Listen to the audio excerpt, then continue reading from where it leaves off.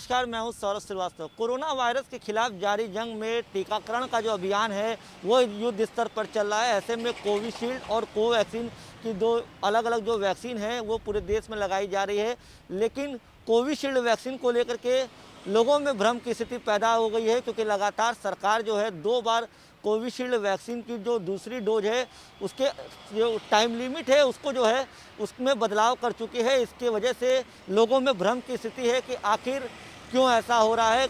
आखिर जिस तरीके से कोविशील्ड की पहली डोज लग रही है, पहले ये नियम था कि कोविशील्ड की जो पहली डोज है उसके और दूसरे डोज के बीच का जो अंतर है वो 4 से 6 हफ्ते का, मतलब कि 4 से 6 हफ्ते के अंतर में आपको दूसरी डोज लगवानी थी कोविशील्ड की। बाद में इसको सरकार ने बदला है और इसको 22 मार्च को इसके अंतर को बढ़ा के 6 से 8 हफ्ते किया गया और फिर मई में 13 मई को इसके अंतर को बढ़ा के 12 से 16 हफ्ते तक कर दिया गया है। लोगों में काफ़ी भ्रम की स्थिति है।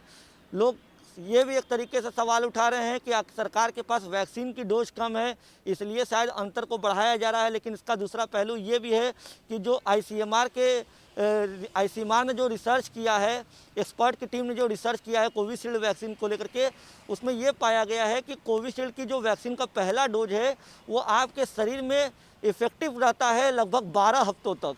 तो इसलिए सरकार जो है इसके नियम में बदलाव की है। वैक्सीन की जो दूसरी डोज है उसके नियम में इसलिए बदलाव किया गया है ताकि टीकाकरण के अभियान के तहत जो पहली डोज जिसको लगनी है वो ज़्यादा से ज़्यादा लोगों को लगाया जा सके। और आपको बता दें, पहली डोज और दूसरी डोज ये इसका लगना क्यों ज़रूरी है, क्योंकि पहली डोज जो होती है वो आपके शरीर को एक तरीके से इम्यून सिस्टम को जगाता है और दूसरी डोज जो होती है वो इम्यून सिस्टम की जो पावर है उसको 80 से 90% तक बढ़ा देता है। तो लगातार जिस तरीके से कोरोना के मामलों पर सरकार काम कर रही है, वैक्सीनेशन का काम चल रहा है, कोविशील्ड वैक्सीन को लेकर यही वजह मेन है कि लगातार जो है इसके नियम को जो दूसरी डोज का एक टाइम लिमिट था उसको बढ़ाया गया है। क्योंकि वैक्सीन का जो आपके शरीर के अंदर अगर पहली डोज कोविशील्ड की लग रही है तो उसका असर आपके शरीर में, उसकी इफेक्टिवनेस जो है वो लगभग 12 हफ्ते तक रहती है। इसलिए सरकार रिसर्च की जो एक्सपर्ट की टीम और जो वैक्सीन बनाने वाले विशेष लोगों की टीम है, वैज्ञानिकों की टीम है, उसने जब इस पर रिसर्च किया उसके बाद सरकार इस नियम को बदली है ताकि ज़्यादा से ज़्यादा लोगों को वैक्सीन दी जा सके। आपको बता दें कि कोरोना के मामलों में जिस तरीके से गिरावट देखने को मिली है, जब कोरोना की पहली लहर थी और जब वैक्सीन आया तो लोग वैक्सीन लगवा नहीं रहे थे, लेकिन जब दूसरी लहर का भयावह रूप देखने को मिला, लगातार मौत की संख्या में इजाफा हो रहा था। एक दिन में कोरोना की अगर बात करें तो लगभग 4.25 लाख तक के जो आंकड़े आते थे। तो लोगों ने में जागरूकता फैली, लोग वैक्सीन लगवाने के लिए आ गया है। कई राज्यों में वैक्सीन की कमी भी देखने को मिल रही है। दिल्ली की अगर बात करें तो दिल्ली में युवाओं के लिए वैक्सीन खत्म हो चुका है।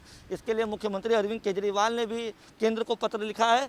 ऐसे में लोग जो भ्रम की स्थिति में थे वो किसी प्रकार के भ्रम ना रखें, क्योंकि कोविशील्ड की जो वैक्सीन है उसका पहला डोज अगर आप लेते हैं तो उसका असर 12 हफ्तों तक रहता है। यही वजह है कि सरकार नियम में बदलाव की है और 12 से 16 हफ्ते तक के को कर दिया गया है ताकि सभी का टीकाकरण किया जा सके। क्योंकि सरकार इस बात पर जोर दे रही है, लगातार लोगों से अपील की जा रही है कि आप अपना रजिस्ट्रेशन कराएं और टीकाकरण के लिए आगे आए। आपको बता दें, आईसीएमआर के चीफ डॉक्टर बलराम भार्गव का कहना है कि 2 डोज का अंतर सिर्फ कोविशील्ड के लिए बढ़ाया गया है, कोवैक्सीन के लिए नहीं। ये फैसला वैक्सीन के पहले डोज के इफेक्टिवनेस के आधार पर ही लिया गया है। तो जनता को किसी प्रकार के कोविशील्ड की अगर वैक्सीन ले रहे हैं या आपको कोविशील्ड के लिए आपने रजिस्ट्रेशन कराया तो किसी प्रकार की भ्रम की स्थिति में मत रहिए, पूरी तरीके से सुरक्षित है।